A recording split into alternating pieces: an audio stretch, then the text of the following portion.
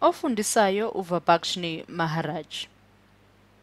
Asibheke esinye isibonelo sezibalo zokuconvert ama-fractions esisa kuma-decimal.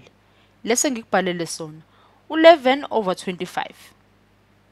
Ifraction ke leli sifuna ukuyisaphi kuma-decimal.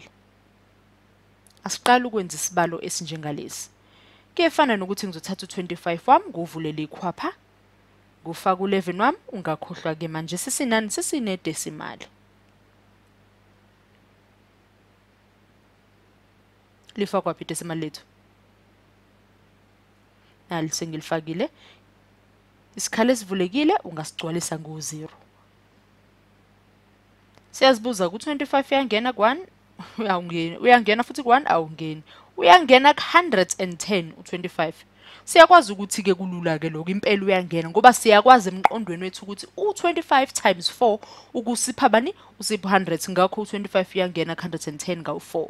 Idecimal lethu singalikhohlwa ukuliqondisa naleli ngezansi. Singabe sesiwufaka phela u-0 ukugcwalisa isikhala ngale.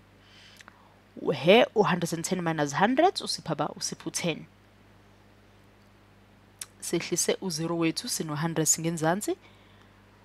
Okusiveseni usicacela ukuthi vele ke u-25 times 4 usipha u-100 sino-100 over 100. 100 minus 100 usipha ba? U-0. Njengoba kusicacele kanjena-ke ifraction lethu le basilifaka njengedecimal singathini? Singathi u-0.44.